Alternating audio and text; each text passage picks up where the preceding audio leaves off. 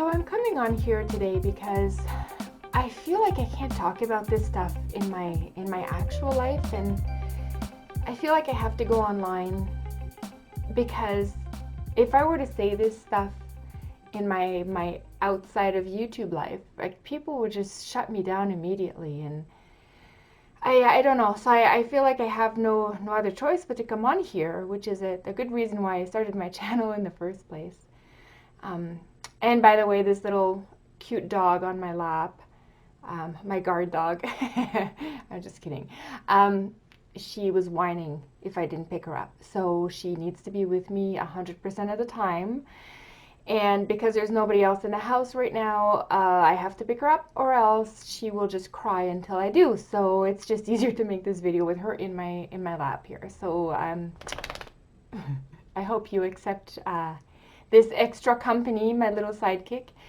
But okay, I wanted to talk today about the city of Brooks in Alberta. So the Rebel Media did a video on this not too long ago. It's going to be linked in the description here.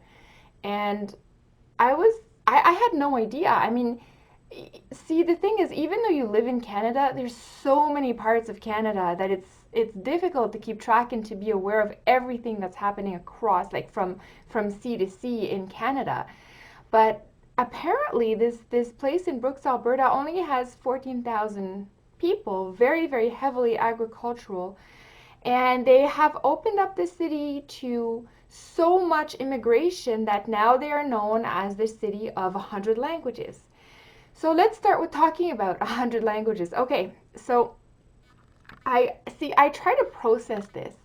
You have 14,000 people there, and you speak 100 languages. And that doesn't mean that one person speaks 100 languages. It means they've brought in so many people from so many different countries so quickly that the people who came were not able to adapt and learn English. They just kind of piled up all the languages on top of each other, and now they're like, oh, we have 100 languages here. Uh-oh. So I don't even understand how that functions. So, okay, assume you fall in the street, you break your leg, and you have to call the ambulance.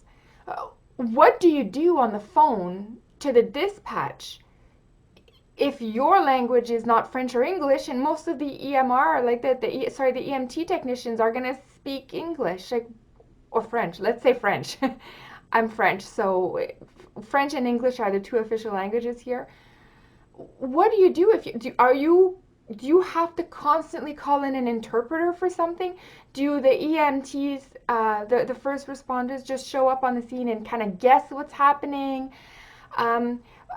Imagine the courts of law, you know, so you have to go to court to pay your parking ticket, and you can't speak English or French. Is the ticket person there expected to call in somebody that speaks one of the 100 languages? Like, how inefficient and dysfunctional can a city become when you have 100 languages? Like, name another place in the world, just one other place, where you speak 100 languages and it's a utopian immigration place. Like, I don't understand how that even works.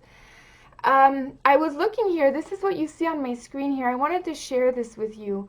This is their annual financial report, and I was going through it because I'm very interested in this. Now, the reason I'm specifically interested in the city of Brooks is because I believe it has the potential to become Canada's first no-go zone. So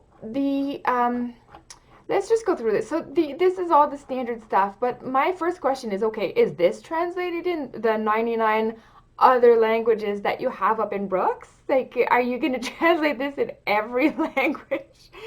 It's just insanity. Oh, and yes, check out the mayor.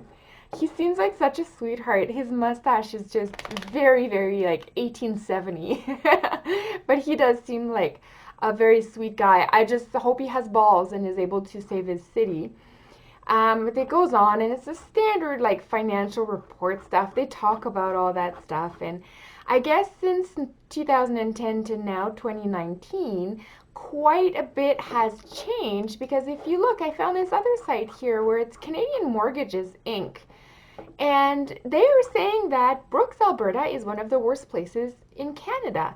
So this aligns very much with what the reporters at the rebel media were claiming, that Brooks is a terrible city. So rebel media claims that there's a high crime rate, a high immigration population, too many languages, a very dysfunctional society.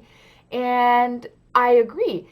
I agree based on what I'm reading everywhere else I looked. And I kind of became obsessed with Brooks, Alberta. And in fact, if anybody is reading this, or sorry, reading this, I'm reading this. If anybody's watching this, tell me in the comment section if you know anything about Brooks, Alberta, if you've heard of people there, if you have family there and they're telling you stuff.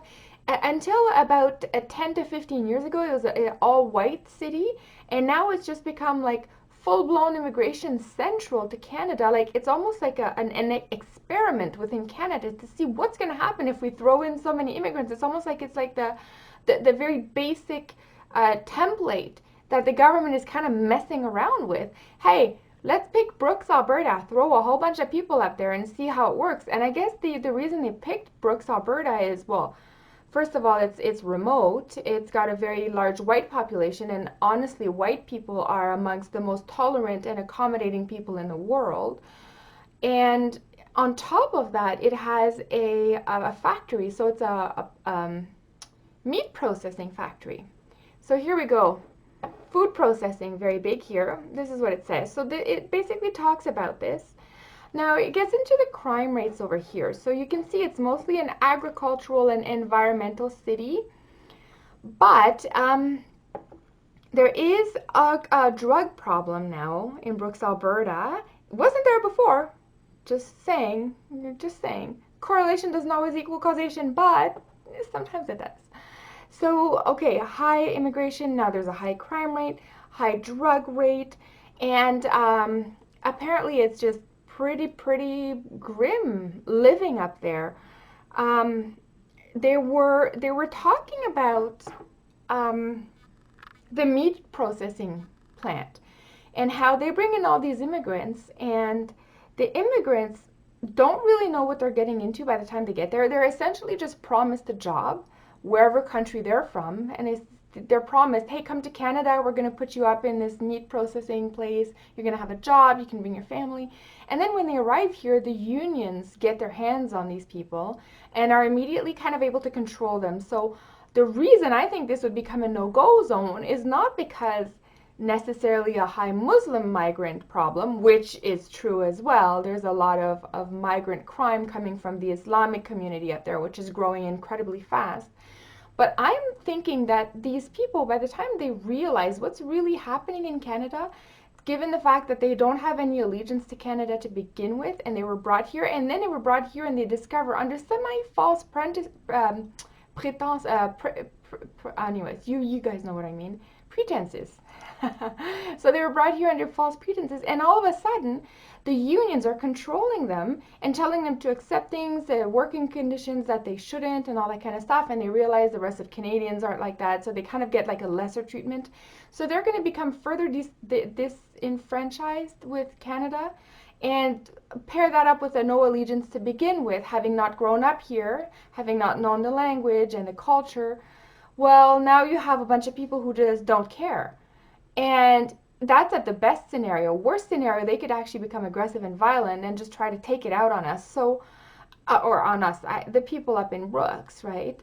So, what's the solution here? How is this a good thing? First of all, the whole 100 language thing, putting a whole bunch of people at the hands of unions that will abuse them, and on top of that, bringing in a high population of Muslim migrants. And you guys know, I always keep my eye out on Muslim migrants because I believe that could bring some problems that we didn't have before. And in fact, there is a high percentage of crimes that are being carried out by Muslims in Brooks, Alberta. And the funny thing to me is like, how dumb are we? How dumb are we in Canada to take somebody from the Islamic culture, bring them to Brooks, Alberta, and say, here's a knife, why don't you work in the meat processing plant? It's almost, it's like arming people. Just, hey, let's get you to train on the actual dead cows before you get to slaughter the actual infidels out there. I don't know. To me, it seems like such a ridiculous experiment, and I don't understand. Like, are the people in Brooks, Alberta, happy with this? I don't know. Maybe you guys know. Maybe somebody can tell me in the comment section. Are you happy with this? Is this something you were thinking when you were raising your kids 20 years ago, that you wanted this whole place to be immigration utopia, and then you were gonna be stuck with people who don't even speak your language? But not only do they not speak your language, they speak 100 different languages. And how are you supposed to function up there? Every basic transaction is language. Like, that's human transactions. The basis of all of it is the body language and the language. So you cover up your women in the Islamic garb, you've taken away the body language, and then you have 100 languages. Nobody speaks one common language. I don't know how it works. I don't know. Anyways, let me know in the comments. I know you will. Thank you for letting me vent on this one. I actually cannot talk about this in the outside world of YouTube. So let me know what you think, and have a great rest of the day.